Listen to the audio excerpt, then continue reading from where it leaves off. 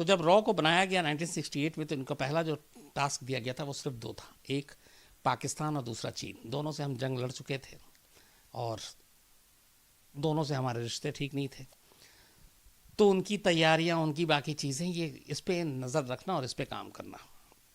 तो ये पहली जो रॉ का जन्म हुआ और जिस चीज़ के लिए हुआ, वो ख़ास तौर पे दो देशों के ऊपर नज़र रखने के लिए था। फिर धीरे धीरे उसके बाद हमारे अपना नेटवर्क डेवलप होता रहा। रॉ ने अपना नेटवर्क बनाया इन दोनों देशों में, चीन में, पाकिस्तान में, और चलता रहा ये। इसी दौरान में 1974 में पोखरन में हमने न्यूक्लियर टेस्ट कर दिया। जैसे ही ये न्यूक्लियर टेस्ट हुआ और पूरी दुनिया में हंगामा मच गया, क्योंकि इस न्यूक्लियर टेस्ट को बहुत ही हमने सीक्रेसी के साथ किया था, क्योंकि दुनिया को पता चल जाता तो उससे पहले हमारे ऊपर प्रेशर आता, हम इसको कर नहीं पाते। और इस न्यूक्लियर टेस्ट की सीक्रेसी को मेंटेन करने की जो जिम्मेदारी दी गई थी, वो इसी रॉ को दी गई थी। तो ये पहला एक ऐसा ऑपरेशन था जिसमें रॉ इस तरह से इन्वॉल्व हुआ, और फिर रॉ ने इसमें पूरी इसकी सीक्रेसी को मेंटेन करने का काम किया, और सक्सेसफुल रहा हमारा न्यूक्लियर टेस्ट। हम न्यूक्लियर कंट्री बन गए। लेकिन इस न्यूक्लियर टेस्ट के बाद अचानक पाकिस्तान में हथियारों की होड़ शुरू हो गई। पाकिस्तान को लगा कि इंडिया के पास अब एटम बॉम्ब है, न्यूक्लियर बॉम्ब है, तो वो हमारे लिए ख़तरा है, तो अब हमें भी चाहिए। तो उसने अंधाधुन हथियार वत्यार ये सब करना शुरू कर दिया। लेकिन इस दौरान चूँकि करीब 6 साल हो गए थे रॉ को पैदा हुए हुए, तो पाकिस्तान और चीन हमारे मेन टारगेट पे थे। तो रॉ ने अपना बड़ा अच्छा एक नेटवर्क तैयार कर लिया था पाकिस्तान के अंदर। हमारे जासूसों की एक अच्छी खासी पूरी टीम पाकिस्तान में थी, और वहाँ अलग अलग जगहों से वो खबरें निकाल रही थी और दे रही थी। तो ये सारी चीज़ें चल रही थी। तभी अचानक पहली बार अपने जो रॉ के लोग थे पाकिस्तान में, उनमें से एक अफवाह आती है। अभी भी मतलब ये कोई था नहीं कि कोई प्रूफ सबूत कुछ नहीं। एक अफवाह ये आती है कि रावलपिंडी के करीब काहुटा एक इलाका है, काहुटा में कोई पाकिस्तान इंडिया की तरह न्यूक्लियर टेस्ट करने और परमाणु बम बनाने की कोशिश कर रहा है, और वो भी बहुत ही गोपनीय तरीके से, खुफिया तरीके से। और उसने ये पूरा प्लांट उसका बहुत ही जैसे हमने किया था पोखरन में, वो वैसे ही है। अब ये सिर्फ अफवाहें थी, खबर कोई नहीं थी। तो रॉ के एजेंट से खबर हमारे यहाँ मिलती है। के एन राव उस वक्त रॉ के चीफ, वो इस पे और अमल करने के लिए कहते हैं, काम शुरू होता है। और ये भी पता चलता है कि वहाँ पे जो ये खान रिसर्च लेबोरेटरीज़ है, उसके तहत, हालांकि वो दिखाने के लिए कुछ और था, लेकिन वहाँ पे ये सारा न्यूक्लियर प्रोग्राम चल रहा है और पाकिस्तान बड़ी बेचैन है न्यूक्लियर टेस्ट करने के लिए, एटम बम बनाने के लिए। तो ये सारी चीज़ें हो रही थी। अच्छा, रॉ जो बनाया गया था, तो रॉ का ये था कि सीधे रिपोर्ट वो सिर्फ प्राइम मिनिस्टर को करेगा, और डायरेक्ट वो इंदिरा गांधी उस वक्त प्राइम मिनिस्टर थी, उनको रिपोर्ट किया जाता था। एक और चीज़ थी कि रॉ, चूँकि बहुत सारे ऐसे काम होते हैं जो अनअकाउंटेड होते हैं। आप जासूसी करते हैं तो आपको बहुत सारी इन्फॉर्मेशन खरीदनी भी पड़ती है, बेचनी भी पड़ती है, तो ख़रीदने के लिए पैसे देने पड़ते हैं। अब अगर आप रॉ का मतलब है कि बाहर के कंट्री में, तो आपको फॉरेन करेंसी में पैसे देने होंगे, तो वो देने का हक और ये पैसे और ये सारी चीज़ें, वो भी सीधे प्राइम मिनिस्टर के डायरेक्ट हक में था, अख्तियार में था, और किसी को ये राइट नहीं था। तो ये एक अफवाह उड़ती है कि पाकिस्तान काहुटा में अपना न्यूक्लियर प्रोग्राम चोरी छुपे कर रहा है। ये अफवाह चलते चलते उसी दौरान में डॉक्टर AQ खान, अब्दुल कादिर खान, जो पाकिस्तान के न्यूक्लियर के जनक या वहाँ के फादर ऑफ न्यूक्लियर प्रोग्राम कहे जाते हैं, वो प्योंगरी का विज़िट करते हैं। प्योंगरी नॉर्थ कोरिया में, जहाँ अभी किम जोंग उन है। तो ये 70s की बात है। तो जब वो प्योंगरी विज़िट करते हैं, तो ये उस वक्त से ही था कि नॉर्थ कोरिया भी परमाणु बम बनाने की कोशिश कर रहा है, और ऐसे में AQ खान का नॉर्थ कोरिया का दौरा ये दुनिया की आंखों में खटकने लगता है। अच्छा, पाकिस्तान जब ये न्यूक्लियर प्रोग्राम जो अपना बना रहा था, चोरी छुपे जो कर रहा था, तो वो दूसरे तरीके से कि हम इसका इस्तेमाल कुछ और करेंगे, बम के लिए नहीं करेंगे। तो इसमें फ्रांस पाकिस्तान की मदद कर रहा था, चीन पाकिस्तान की मदद कर रहा था, और उनकी मदद से ये सब कुछ चल रहा था। लेकिन जैसे ही AQ खान नॉर्थ कोरिया पहुंचते हैं, तो फिर लगता है कि नहीं, कुछ गड़बड़ है, पाकिस्तान भी न्यूक्लियर बम बनाने की तरफ कदम बढ़ा रहा है। उसके बाद फ्रांस जो है पाकिस्तान की मदद करना बंद कर देता है। अब पाकिस्तान को थोड़ी मुश्किल आती है, लेकिन चीन और बाकी जगहों की मदद से फिर वो अपने इस प्रोग्राम में लगा रहता है और वो अपना कोशिश करता है कि किसी तरीके से इस प्रोग्राम को आगे बढ़ाते जाए। तो इसी बीच ये खबर आई, अफवाहें फैली, रॉ ने सबसे पहले दी। अब रॉ को कहा गया कि आप इसको कंफर्म करो कि ये खबर सही है कि गलत है। अब वहाँ पे दो चीज़ें थी, एक कि पाकिस्तानी जो वहाँ पे ये खान रिसर्च लेबोरेटरीज थी या पाकिस्तान के जो न्यूक्लियर इस मिशन में शामिल थे, उन तक रॉ अपनी घुसपैठ बनाए, जैसे होता है आर्मी में पाकिस्तान की, आपको बताया था रविंदर कौशिक आर्मी तक में शामिल हो गए हमारे जासूस। तो ऐसी कई चीज़ों में आप घुसपैठ करते हैं, इवन आईएसआई में हमारे लोग घुस जाते हैं, कई बार ऐसा हुआ। तो अब एक तो रास्ता ये था कि आप उसमें घुसपैठ कर लें, पाकिस्तान के न्यूक्लियर प्रोग्राम में जो जो लोग शामिल हैं उसमें किसी तरीके से, बट उसमें लंबा वक्त लगता और टाइम था नहीं, क्योंकि खबर ये थी कि पाकिस्तान न्यूक्लियर टेस्ट कभी भी कर सकता है और आपको वहाँ घुसपैठ करने के लिए कई साल लग जाते हैं। तो पहला रास्ता बेकार था। अब ये हुआ कि नहीं, आप इसी तरह से कंफर्म करो। तो ये कंफर्म करते रहते हैं। इस दौरान में हिंदुस्तान में भी पॉलिटिकल थोड़ा उथल पुथल आ गया। 75 में इमरजेंसी लगा दी गई, इंदिरा गांधी के चुनाव को जो जीती थी उनको रद्द कर दिया गया और इमरजेंसी के बाद फिर 77 में चुनाव होता है। इंदिरा गांधी बुरी तरह से हार जाती हैं और पहली बार एक गैर कांग्रेसी सरकार नई दिल्ली में आती है और जिसके हेड जो प्राइम मिनिस्टर बनते हैं वो मोरारजी देसाई बनते हैं। अब जब मोरारजी देसाई प्राइम मिनिस्टर बने तो मोरारजी देसाई के बारे में ये कि उनका जो पूरा अपना करियर था, एक उनकी जो पूरी एक हिस्ट्री थी उनकी राजनीतिक जीवन की, बड़ी साफ सुथरी, पारदर्शिता रखते थे, ट्रांसपेरेंट, और गांधी जी के विचार के बड़े समर्थक थे। तो जब वो प्राइम मिनिस्टर बने तो जाहिर सी बात है उनके हाथ में सब कुछ था। तो फिर रॉ एजेंसी वाली भी चीज़ आई उनके सामने, तो उन्होंने कहा कि ये क्या है। तो बताया गया कि भाई रॉ है जो देश के बाहर देश के दुश्मनों को ढूंढती है, उनके लिए जासूसी करती है। तो उन्होंने कहा कि नहीं, हमें किसी, जो उनकी विचारधारा थी वो ये ऐसी ही थी कि किसी दूसरे देश में हमें दखल देने का कोई हक नहीं बनता है, ये है वो। और उन्होंने करीब 30 से 40%, 30 to 40% रॉ का बजट काट दिया। जब उन्होंने रॉ का बजट 30 से 40% काट दिया तो इसके जो उस वक्त चीफ थे केएन राव, वो इससे नाराज हो गए और उन्होंने रॉ के चीफ से इस्तीफा दे दिया। हाँ, तो उन्होंने इस्तीफा, मैं सॉरी शायद नाम पे कुछ कंफ्यूज कर रहा हूँ क्या, हाँ, उन्होंने इस्तीफा दे दिया। अब ये इधर उधर पुधर चल रहा था, मिस्टर काओ। तो इस्तीफा देने के बाद अब रॉ में नए चीफ आते हैं, सरकार बदल गई थी, रॉ को लेकर सोच बदल गई थी। इस दौरान लेकिन पाकिस्तान में हमारा नेटवर्क बहुत सॉलिड होता जा रहा था। जो 68 से लगातार जैसे ही ये जन्म हुआ था रॉ का, तो हमने चीन और पाकिस्तान में मेन फोकस किया था, तो उसकी वजह से हमारा वहाँ पे बेस अच्छा हो गया था और हमें खबरें भी मिल रही थी। लेकिन अब ये हुआ कि हाँ, सॉरी मैं बार बार राव बोल रहा था, दिमाग में था, वो आर.एन. काओ हैं। तो अब ये सारी चीज़ें हो रही थी, लेकिन ये कहा गया कि भैया पुख्ता सबूत लाओ कि पाकिस्तान वाकई न्यूक्लियर टेस्ट कर रहा है, बॉम्ब बना रहा है। अब हम घुसपैठ कर नहीं सकते थे, बाकी इन्हीं चीज़ों पे थे। तभी हमारे एजेंट ने, देखिए कहाँ कहाँ दिमाग लगता है, कहाँ से कैसे चीज़ें निकलती हैं। काहुटा में हमारे एजेंट जो रॉ के थे अपने, वो सब फैले हुए थे, पूरा यही था कि फोकस खबर निकालो, किसी तरह से निकालो। रिसर्च लेबोरेटरी तक हमारी पहुंच नहीं थी, न्यूक्लियर साइंटिस्ट तक हमारी पहुंच नहीं थी, और ज़्यादा हम लोग ओपनली कुछ करते तो रिस्क था पकड़े जाने का। तो अचानक,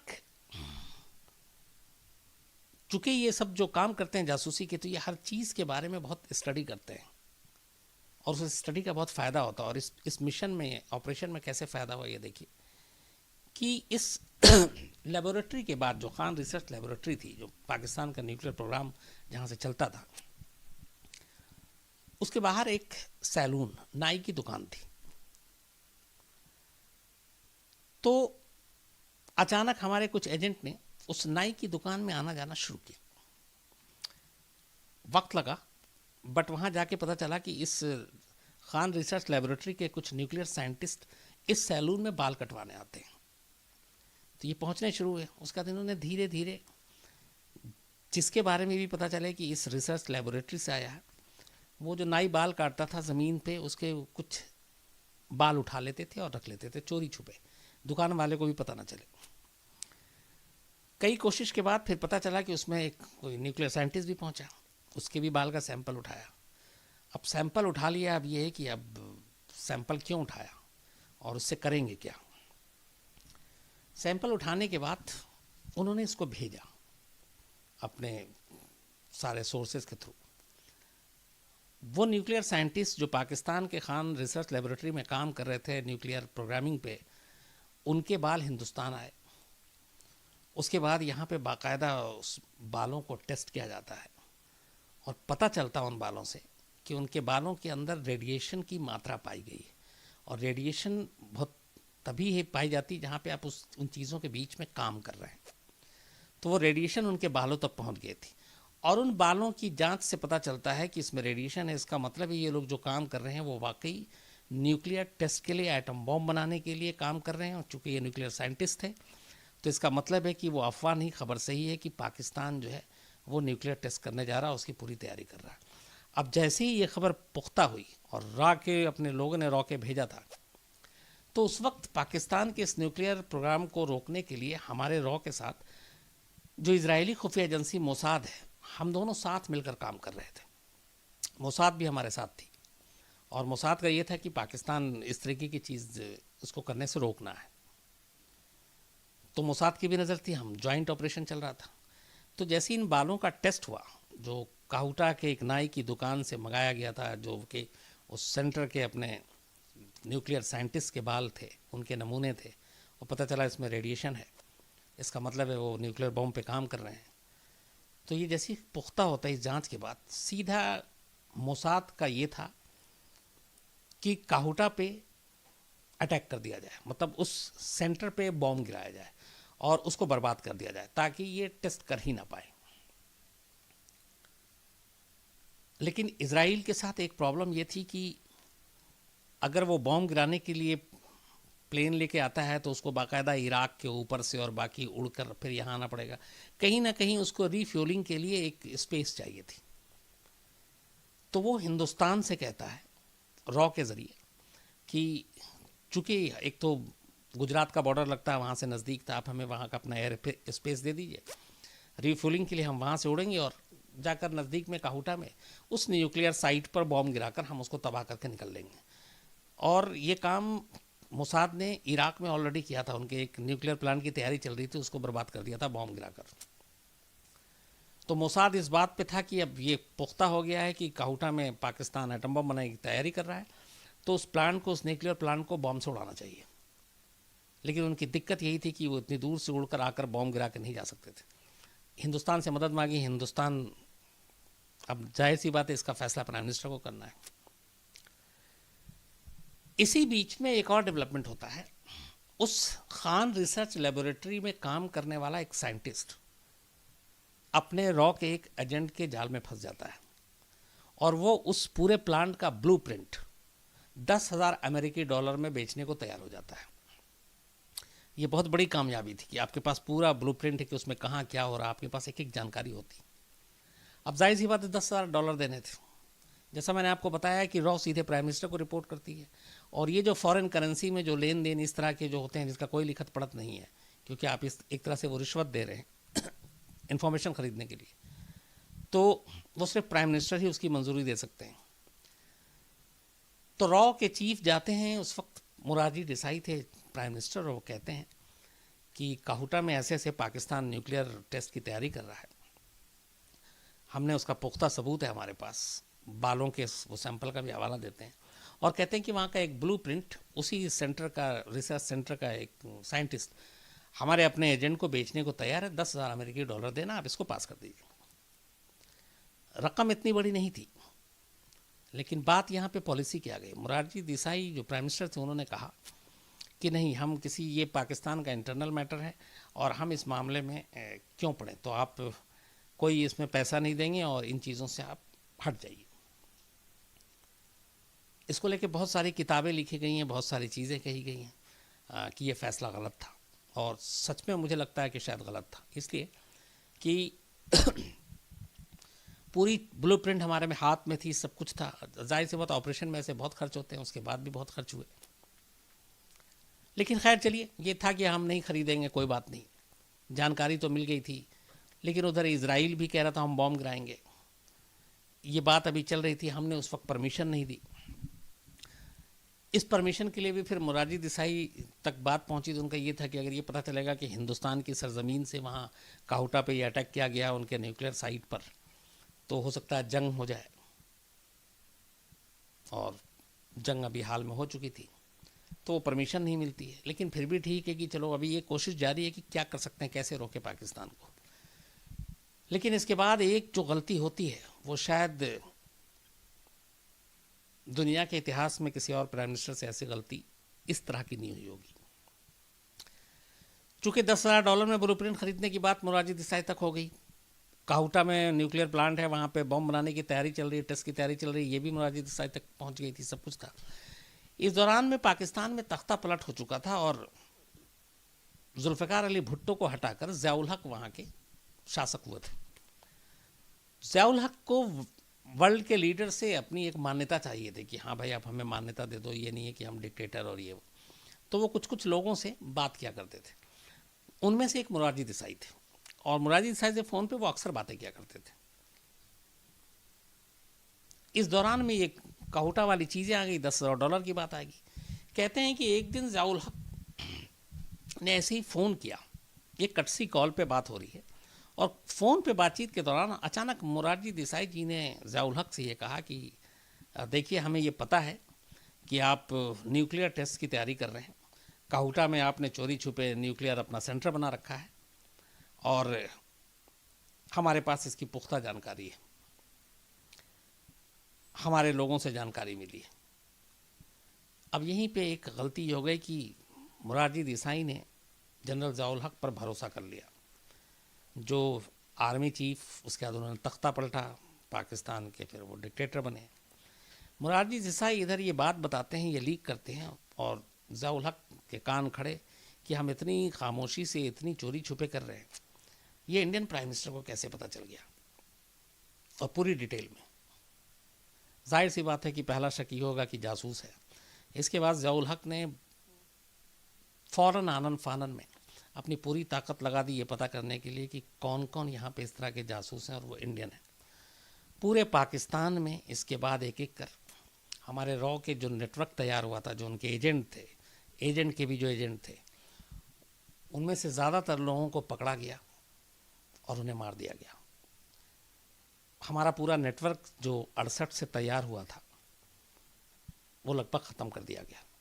बात सिर्फ नेटवर्क के ख़त्म होने की नहीं, हमारे जो बहादुर रॉ के जो जासूस थे, जो पाकिस्तान में काम कर रहे थे जान जोखिम में डालकर, जिन्होंने पहली बार वहाँ के न्यूक्लियर टेस्ट की खबर बताई थी, बाल के सैंपल जाकर नाई की दुकान से इकट्ठा किए, जिससे साबित हुआ कि उस पर रेडिएशन है और पाकिस्तान परमाणु परीक्षण की तैयारी कर रहा है, वो सब एक एक करके उनको चुना गया, ढूंढा गया ज़ियाउल हक के ऑर्डर पर, और हमारे रॉ के कई एजेंट जो है मौत के घाट उतार दिए गए और बाकी पूरा नेटवर्क ख़त्म कर दिया गया।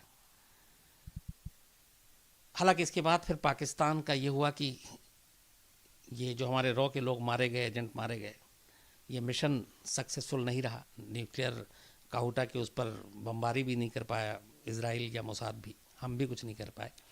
लेकिन ये हुआ कि उनका न्यूक्लियर प्रोग्राम थोड़ा डिले हो गया। इनका जो प्लान था वो करीब ये था कि 82 में नहीं, पहला इनको टेस्ट करना था, जो खुद डॉक्टर जो AQ खान है वहाँ के, उन्होंने ये अपने बोला भी था हाल में। लेकिन उस डिले की वजह से ज़ियाउल हक ने उस वक्त इजाज़त नहीं दी, 84 में इनको करना था। लेकिन चूँकि एक तो ये सारी चीज़ें थी, ज़ियाउल हक को लगा था कि वो अभी तख्ता पलट कर आए हैं, न्यूक्लियर टेस्ट करेंगे तो फिर अमेरिका और ये सारे लोग वो हो जाएंगे, तो टाल दिया गया। और 1998 में फिर तब कहीं जाकर, मतलब 14 साल के बाद, पाकिस्तान ने पहला न्यूक्लियर टेस्ट किया जो सक्सेसफुल हुआ। उसके बाद पाकिस्तान भी एक न्यूक्लियर वेपन कंट्री बना। लेकिन ये टेस्ट 1984 में ही हो जाता, तभी बन जाता। हमने 74 में किया था उसके ठीक 10 साल बाद, लेकिन 84 की जगह पे 98 में किया, 14 साल और लगे। सिर्फ इसकी वजह थी हमारी रॉ की जासूसी, हमारे लोगों की इस तरह से पूरा इन्वेस्टिगेशन, जो सक्सेसफुल इसलिए नहीं हो पाया कि हमारे उस वक्त के प्राइम मिनिस्टर ने भरोसा करके ज़ियाउल हक को सिर्फ ये बता दिया था कि हमें आपके बारे में सब पता है कि आप क्या क्या कर रहे हैं। और ज़ियाउल हक ने ये बदला लिया कि उसने चुन चुन कर हमारे रॉ के एजेंट को ढूंढा, मारा और पूरा नेटवर्क जो है हमारा ख़त्म कर दिया। ये है ऑपरेशन काउटा, और इसको हमेशा इसीलिए याद रखा जाता है कि एक प्राइम मिनिस्टर की ज़रा सी गलती की वजह से एक बहुत बड़ी चूक हो गई। लेकिन आज की जो कहानी है ये बड़ी अजीब सी कहानी है। एक मतलब इसमें लव स्टोरी भी है, इसमें नफ़रत भी है, इसमें शर्त भी है, शादी भी है, शादी के बाद की तनावपूर्ण ज़िंदगी भी है, अच्छी फैमिली भी है, पढ़े लिखे लोग भी हैं। दिल्ली में एक लड़का रहता था जिसका नाम था अमित भारद्वाज। अच्छे फैमिली का, पढ़ने लिखने वाला होशियार लड़का, और ये दिल्ली से अपनी पढ़ाई पूरी करता है और उसके बाद इन्फोसिस जैसी कंपनी में बेंगलोर में इसकी जॉब लग जाती है और वो वहाँ पे एज ए सॉफ्टवेयर इंजीनियर वहाँ पे वो काम करना शुरू कर देता है। तो अमित दिल्ली में पढ़ाई लिखाई ख़त्म करने के बाद बेंगलोर पहुँचता है और वहाँ इन्फोसिस में नौकरी करता है। करीब 7-8 साल हो गए उसको वहाँ नौकरी करते हुए। 2001-2 में वो गया था बेंगलोर में नौकरी करते करते जब 2008 की बात है ये, बल्कि 2000 उससे पहले 7-6 में वहीं पे एक लड़की मिलती है अमित को जिसका नाम था रिंकू सचदेवा। रिंकू का बैकग्राउंड ये था कि ये मुंबई से थी, मुंबई की रहने वाली थी, मुंबई में इसने पढ़ाई लिखाई की, लेकिन फिर ये एक बैंक में ये काम करती थी और नौकरी के सिलसिले में इसे बेंगलोर जाना पड़ा। और वहीं पे ये एक बैंक में मार्केटिंग एग्जीक्यूटिव थी रिंकू। तो Rinku marketing executive, Amit software engineer, दोनों का अच्छा प्रोफेशन, सैलरी अच्छी, सब कुछ ठीक ठाक। रिंकू के माँ बाप बीच में उधर मस्कत में जॉब करते थे, तो वो मस्कत में रहते थे। तो थोड़ा थोड़ा वक्त बीतने के बाद रिंकू जो है वो अमित के करीब आती है, अमित रिंकू के करीब जाता, दोनों में दोस्ती होती है, फिर धीरे धीरे प्यार होता है और इन दोनों के बीच ये रिश्ता करीब साल भर चलता रहता है। साल भर के बाद जब दोनों एक दूसरे को बहुत अच्छी तरीके से जान पहचान लेते हैं, एक दूसरे के करीब आ जाते हैं, तब अमित जो है वो फैसला करता है कि वो रिंकू से शादी करेगा और रिंकू के सामने वो ये प्रपोजल रखता है। तो रिंकू इनकार नहीं करती, लेकिन एक शर्त रखती है। वो कहती है कि अगर शादी के बाद कभी मुझे पता चला कि तुमने मुझसे बेवफाई की या तुम्हारी ज़िंदगी में कोई और लड़की है तो मैं तुम्हारा कत्ल कर दूंगी और कत्ल करने के बाद खुदकुशी कर लूँगी। तो अगर ये शर्त मंजूर है तो तुम मुझसे शादी कर सकते हो। चूँकि अमित रिंकू से बेपनाह प्यार करता था तो वो उसकी शर्त को मान लिया। उसने कहा ठीक है। तो उसने को बाकायदा बताया फिर से रिपीट करके कि अगर शादी के बाद मुझे पता चला कि तुमने मुझे धोखा दिया, तुमने बेवफाई की, तो मैं तुम्हें मार दूंगी, तुम्हारा कत्ल कर दूंगी और फिर खुद मर जाऊंगी। अमित के शर्त कबूल करने के बाद दोनों के घर वाले फिर मिलते हैं, बातचीत होती है और चूँकि दोनों सही पेशे में थे, बेंगलोर में रह रहे थे, एक दूसरे को जानते थे काफ़ी अरसे से, तो घर वालों ने भी कोई ऑब्जेक्शन नहीं किया और इस तरह से अमित भारद्वाज और रिंकू सचदेवा की शादी हो जाती है। जैसे ही शादी होती, शुरू के कुछ महीने तो ठीक ठाक चलता है, लेकिन उसके बाद अचानक इन दोनों के रिश्तों में खटास आनी शुरू हो जाती है और उसकी वजह ये थी कि शादी के बाद अचानक अमित को ऐसा लगता है कि रिंकू की ज़िंदगी में कोई और है। और ऐसा क्यों लगता है, इसकी वजह थी जब भी रिंकू उसके पास होती, दोनों साथ होते, तो हमेशा फ़ोन पे लगी होती। इसके अलावा अक्सर कॉल आते थे, वो लंबी लंबी बातें किया करती थी और एक तरह से अमित से दूरी बना कर रखती थी। इसी बीच में एक बार वो छुट्टी पे मस्कत चली गई अपने पेरेंट्स के पास, वहाँ गई, वहाँ से मुलाकात माँ बाप के साथ रही, वापस आई। वापस आने के बाद फिर एक और बदलाव आया कि जो रिंकू है वो अमित के साथ उसी रूम में सोने भी नहीं लगी, बल्कि वो एक अलग रूम में सोने लगी। तो ये सारी चीज़ें कहीं ना कहीं अमित के दिल में एक शक पैदा करता जा रहा था, और अमित को लग रहा था कि कुछ गड़बड़ है। लेकिन फिर भी वो उन रिश्तों की डोर को संभाले हुआ था, बातचीत भी करता। फिर उसने कई बार रिंकू से ये बताया भी, तो रिंकू ने हंस के टाल दिया, उसने बोला ऐसा कुछ नहीं है। तो ये सारी चीज़ें चलती रहीं। उसके बाद अचानक एक दिन ऐसा होता है कि ये बात है 2008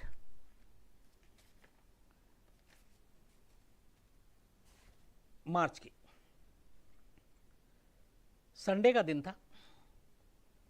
रिंकू को पिक्चर देखने जानी थी, और उस वक्त एक शायद रेस या पता नहीं एक फिल्म थी जिसकी टिकट बुक कर रखी थी, और रिंकू की एक सहेली थी उर्मिला।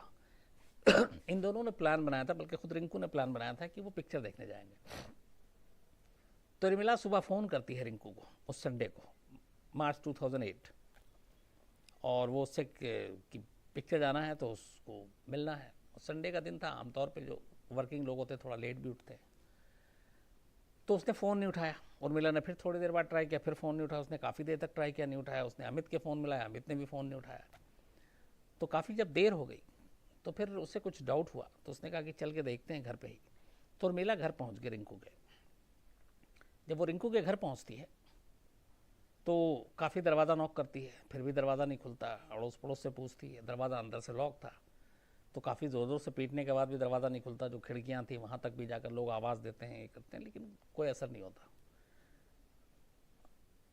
फ़ोन बजा रहे हैं, फ़ोन की घंटी बज रही है, लेकिन फ़ोन को उठा नहीं रहा। तो उर्मिला को फिर डाउट होता है, उर्मिला वहीं से पुलिस को कॉल कर देती है। इसके बाद पुलिस आती है।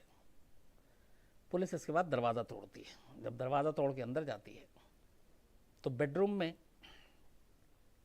उर्मिला की लाश बेड पे पड़ी हुई मिलती है, और दूसरे कमरे में अमित फांसी के फंदे पे झूल रहा था। दोनों की मौत हो चुकी थी। पोस्टमार्टम रिपोर्ट से पता चलता है कि इन दोनों की मौत रात को ही हुई थी, मतलब शनिवार की रात को। अब हर एक कोई शॉक्ड, या अचानक क्या हुआ, साल भर शादी को हुई, उसके बाद दोनों में इतना प्यार था, सब कुछ था, ये सारी चीज़ें।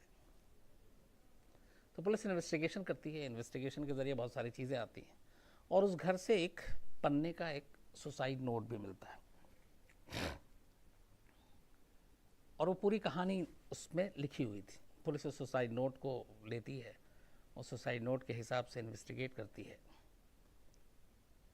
और फिर सारी जांच मुकम्मल होती है।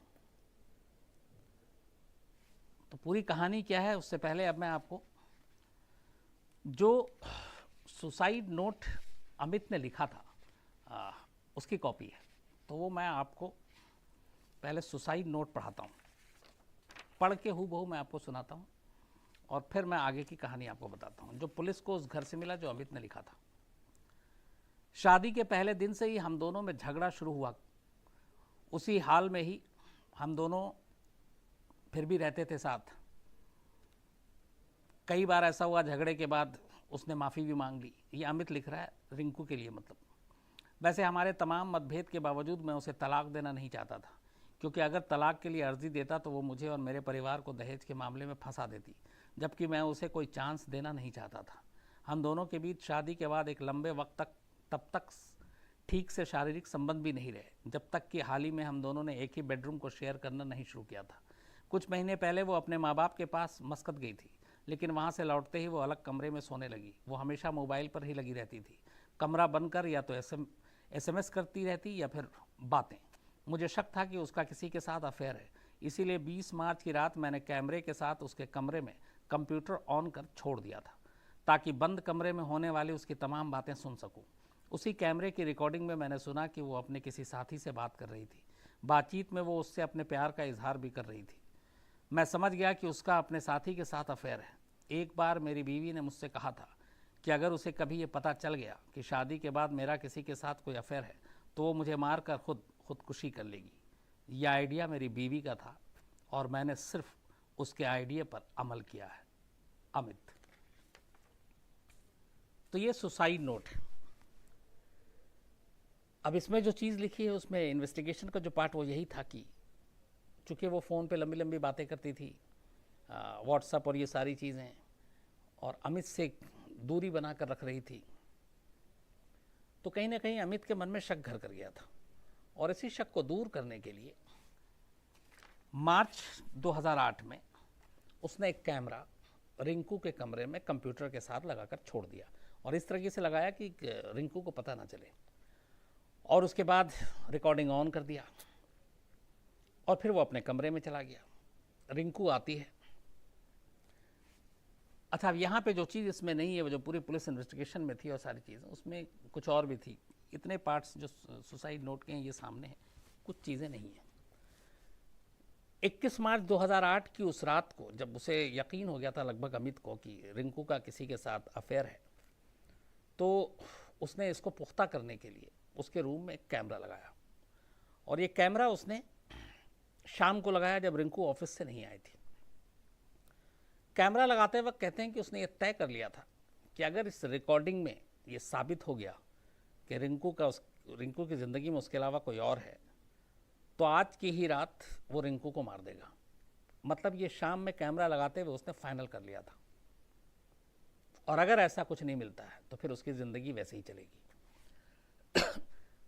तो रिंकू की ज़िंदगी और मौत का फैसला उस रिकॉर्डिंग पे था, उस रिकॉर्डिंग के सबूत पे था, और उसने उसको लगा दिया कंप्यूटर पर। उसके बाद वो चला जाता है। रिंकू आती है ऑफिस से, खाना वाना खाती है, रात को अपने कमरे में जाती है, और उसके बाद वो मोबाइल पे लग जाती है।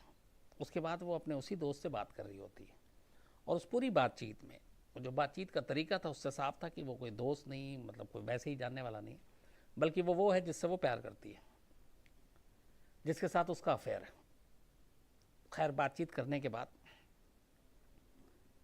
उसी रात फिर अमित रिंकू के कमरे में जाता है बहाने से, क्योंकि उसको रिकॉर्डिंग सुननी और देखनी है। उसका रिंकू कमरे में जाता है, रिंकू को बहाने से रूम से बाहर भेजता है। रिंकू कुछ बाहर जाती है, उतनी देर में वो अपने कैमरे वो सारी चीज़ें निकाल लेता है, और उसके बाद फिर वो काम का बहाना करके मैं अभी आता हूँ अपने रूम में जाता है और फिर रिकॉर्डिंग सुनना शुरू करता है। इस दौरान में रिंकू वापस अपने कमरे में आ चुकी थी। सारी रिकॉर्डिंग सुनने के बाद उसको यकीन हो जाता है कि रिंकू की ज़िंदगी में कोई और है, और वो उसी वक्त फ़ैसला कर लेता है कि आज रिंकू को मारना है।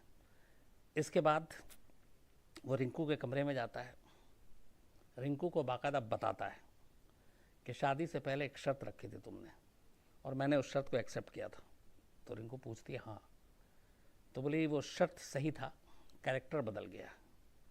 तो बोला तुमने कहा था कि तुम मुझे मार के और फिर तुम खुदकुशी कर लोगी, लेकिन यहाँ कहानी उलट गई है, तो मुझे तुमको मार के मुझे खुदकुशी करनी पड़ेगी। उसके बाद उस रिकॉर्डिंग की बात वो उसको बता देता है, बल्कि सुना देता है। जाहिर सी बात है कि रिंकू घबरा जाती है। इसके बाद इससे पहले कि बात कुछ और बढ़ती है, वो तकिया उठाता है और रिंकू के जो मुंह नाक गला वो दबाना शुरू कर देता है। तकिया मुंह पे इसलिए रखता है कि रिंकू की चीख पड़ोसियों तक न जाए, और फिर वो तब तक दबाता रहता है जब तक कि रिंकू की सांसें उखड़ नहीं जाती। और इस तरह रिंकू को मारने के बाद जब उसे यकीन हो जाता है कि रिंकू मर गई, वो वापस अपने कमरे में जाता है। कमरे में जाने के बाद सुसाइड नोट लिखता है। ये जो मैंने आपको सुनाया जिसकी कुछ लाइनें ये खुद लिखता है, टेबल पर सुसाइड नोट छोड़ता है। उसके बाद उसी रूम में एक फंदा तैयार करता है, और पंखे में फंदा का दूसरा सिरा, एक सिरा इसके गर्दन में होता है, और फिर उसी पंखे से झूल जाता है, और अमित की भी मौत हो जाती है। तो ये जो पूरी कहानी है, जो पूरी शर्त थी, वो ये कि शर्त बीवी ने रखी थी, पूरा पति ने किया, लेकिन किरदार बदल गए थे। ओपन एंड शट केस था पुलिस के लिए, तो ज़्यादा इसमें कोई, चूँकि सुसाइड नोट जहाँ पे आ जाती है और यह सारी चीज़ें फिर इन्वेस्टिगेशन में भी फिंगरप्रिंट्स और बाकी चीज़ें, तो मुश्किल नहीं होती है। तो पुलिस ने वो सारी चीज़ें खैर बरामद की। उसके बाद ये केस सुसाइड का मर्डर का बना, क्योंकि अमित ने ही मर्डर किया था, लेकिन फिर वो उसकी खुद मौत हो गई, तो इसमें कोई और कल्प्रिट था नहीं। लेकिन ये कहानी इसलिए अजीब थी कि एक तो शादी एक शर्त पे हुई, और शर्त जिसने लगाई वो शर्त उसके लिए उल्टा पड़ गया, क्योंकि वो शर्त उसने पूरा नहीं किया बल्कि किसी और ने पूरा कर दिया। तो दिल्ली, मुंबई, बेंगलोर, मस्कत, 4 सेंटर से इस कहानी के तार जुड़े हुए थे।